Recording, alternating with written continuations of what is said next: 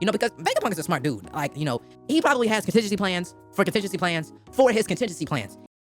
One Piece chapter 1113. I heard this chapter was crazy, so we're getting you this video extra early. Let me go ahead and spare you of the impending doom of learning that we are on break after this chapter. And when we're on break, do you know what that means? It means that the chapter that we're about to read, it's about to be a good one. Honestly, for chapters like these, when people come to me before I even get the chance to read the chapter and tell me, hey, this is a crazy one. I wonder if this is one of the videos. I'm really 50-50. Should I read the chapter, then talk to you guys about it? Or should I read the chapter and talk to you guys about it as I go? I just want to read it now. So we're gonna talk about it as we go. We're gonna experience this together. Chapter 1113 starts off, the title is Stalemate. What does he mean by stalemate? What does he mean by stalemate? So let me try to think 1 second. So right now, we are in a losing battle, right? We're in a losing battle. So are you saying that due to the events of this chapter, it not only brings the odds to 50-50, but it brings it to a stalemate where both sides can't do anything? So does this mean that by the end of this chapter, Luffy and his crew can't leave, but the Gorosei can't kill them? Why? Oh my God. Just off the title alone, I'm ready to read it. Let's get into it, y'all. So we start off the chapter with an overview of all of Egghead, and it says the world's largest brain, Punk Records. Now, am I tripping? Because, you know, One Piece is obviously different, things are weird, but shouldn't Punk Records be like deteriorating or like, you know, close to like being destroyed? Because Vegapunk's dead. The main body is dead, which means that the brain should be dead with it. Is Vegapunk not dead? So is that why this whole time they've been you know, showing Vegapunk dead? And like they're still like, have they been hinting this whole time that you can't kill Vegapunk by just killing the body? You've got to, like, was that not Vegapunk the whole time? So we finally get to the broadcast. There is 1 minute left from what we remember last chapter. I think at the beginning of this chapter, time's up, at least is what it looks like. He says, well, now while my coffee could use some time to cool, I'm pretty sure it's safe to assume you guys have had enough time. So it's time for me to start yapping about everything. And I need you to start talking, buddy. Okay, we are at 30 seconds actually. T-minus 30 seconds. So we ain't starting the yapping just yet. And we see Mars looking at something in this room, and he says, it continues to live even after your death. Is this your true self, Vegapunk? He's talking about his brain, bro.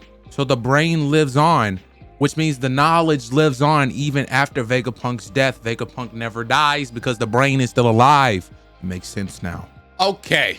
This is one of them chapters where I got to read it as we go, and you're just going to see my reaction to certain things as it happens. So the next panel, we finally see Punk Records, and it's Vegapunk's brain. It's literally his big ass brain, bro.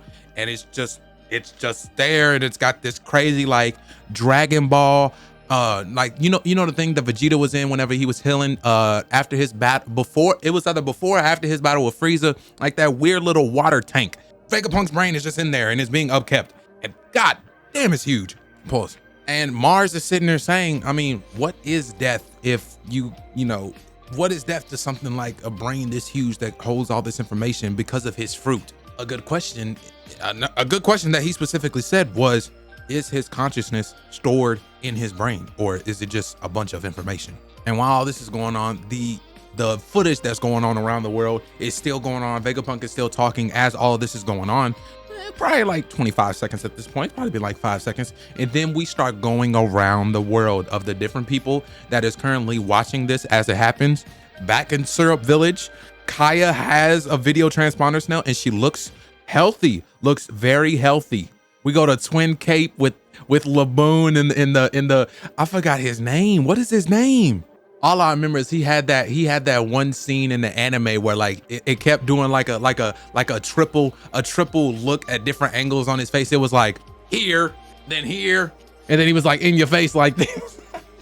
I gotta find his name. Hold on. Crocus, the doctor Crocus, because he was on Roger's crew. He was Roger's doctor. Hold on, they got Baltimore in One Piece? Oh, the futuristic island of Baltimore. Okay, buddy. But apparently this is Vegapunk's hometown, brother. And we have, I guess, like what we consider the village elders, like talking to people. He was like talking to some people that was around, like these children. They was asking him questions like, didn't Vegapunk do this, this, and that? And he was born here? Wasn't he the cause of like the nightmare? He was like, nah, that was Frankie, and he's a ship now. And I mean, that's not true. You know, Frankie's a cyborg legend. We go back to Birdie Kingdom, where Chopper studied during, I believe, the time skip. This is where he studied during the time skip. And they don't even know his name. They just call him Tanuki. But everyone is watching this. Everyone is ready for it. I'm ready for it. Can we please get to it? We go to Hachinosu. That's where Blackbeard is. They're watching it. And he finally starts talking. Okay, let's see what he says. Holy moly. And I knew it. March stepped onto the transponder snail, and it was a regular transponder snail, bro. I knew Stussy had something to do with this, bro. It was a decoy this whole time, bro. How you remember the gore saying you just got fooled by something like that? Like, that just shows just how human you are, that you got fooled. You supposed to be, you see humans as insects and all that, and you just got fooled by one, bro. Y'all go and say, y'all stocks is going down. Y'all strong, but y'all dumb, bro. Y'all ain't nothing without Emu. Everyone is on the edge of their seats. Everyone's just anticipating what he's gonna say, and I'm anticipating too. Just talk. And there is currently no stopping the broadcast. So let's see what he says. No more waiting. Just speak. Mars starts talking to the rest of the girls. They're like, hey, why is the broadcast still going? And, you know, just like I said, there's currently no stopping the broadcast because we don't know where it's being broadcasted from. I think, once again, it has something to do with Stussy. And everyone says this won't be a repeat of Clover. If I'm tripping, let me know in the comments. I don't know what Clover is, but they're saying he means to finish what Ohara started, which is tell the world about everything. And there's like some kind of scene going on right here where I guess maybe one of the Girl Say members killed someone and they all remember it and everybody's pissed, bro. So like, you gonna summon everybody together and, you know, maybe not kill the Straw Hats? So maybe this is the stalemate. Like, all of the Girl Say members are trying to find the transponder snail or whatever's transmitting what's going on. But so Luffy can't leave, but the Girl Say aren't gonna kill them because they're trying to find what's transmitting out all this. And we go back to Sanji carrying Vegapunk's dead body, and he gets his weird like observation hockey that Bonnie needs him that only works for you know, girls. And here's Neptune in front of Bonnie. He's like about to kill her, and he's like, hey, if anybody's gonna pull off an impressive rescue of Bonnie, it's gonna be me. Kicks Neptune in the face, but they still have that weird like immortality function going on. But he kicked him, and he bled from that kick. Like, he spat out blood. So what's up with that? Was it him the whole time? And then he retaliates, and he bites the shit out of Sanji.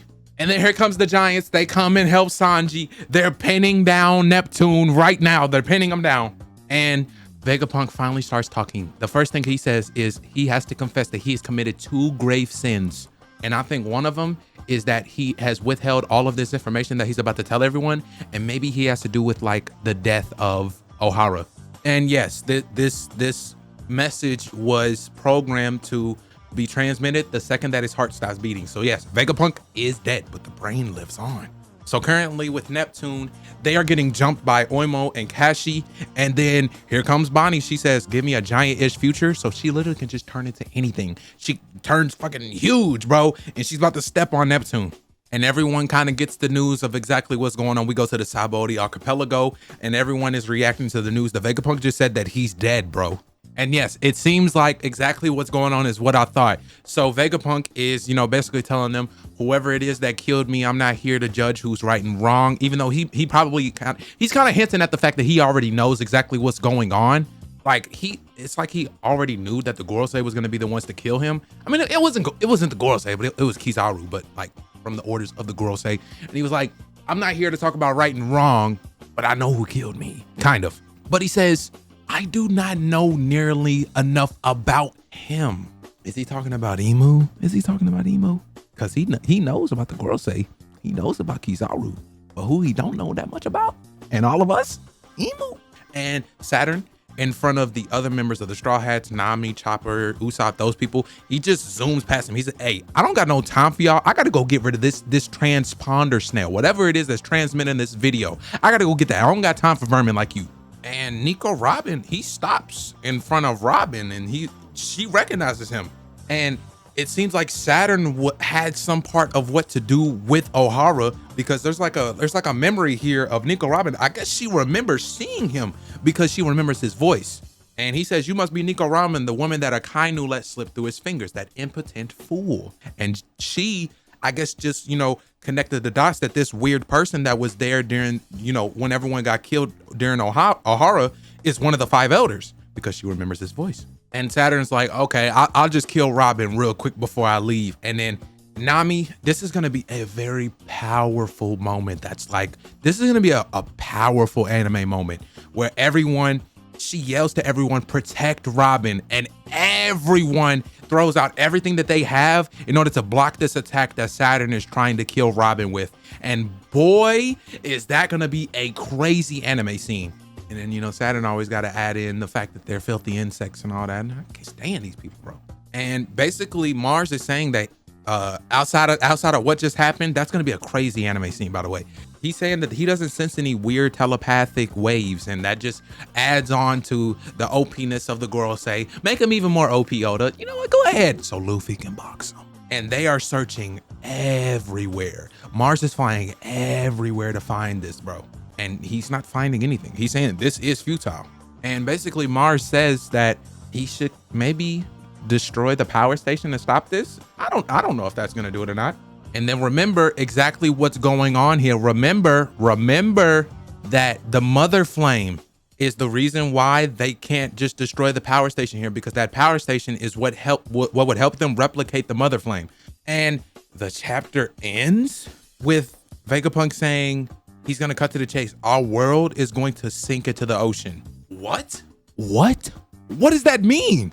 And we see this weird picture at the chapter end. It's like mermaids swimming with whales and stuff. The world's gonna sink into the ocean. Okay. The brain meat's just flowing. If the world's gonna sink into the ocean, does that mean that from a long time ago, like the sea levels has been rising because there's been a lot more Lugia incidents where island after island after island has been getting destroyed, therefore rising the sea levels? But what impact does that do? I mean, yeah, if the whole world sinks into the ocean, that's not a good thing. But there's got to be more than that. The reason, or there's got to be more impact for that. This is a crazy thing. I have no idea what he means by that. But let me get a little more. What does he mean by that? What does he mean by that? I mean, the world's gonna sink into the ocean. How? Why? When? Where? Because we did see when Lugia got destroyed, the sea level rose. Wasn't that temporarily? But what's going on to where that's gonna happen? So is he saying if they recreate the mother flame or something like that, that the world's gonna sink into the ocean? I don't get it. I don't get it. All of this waiting kind of for that? I don't know.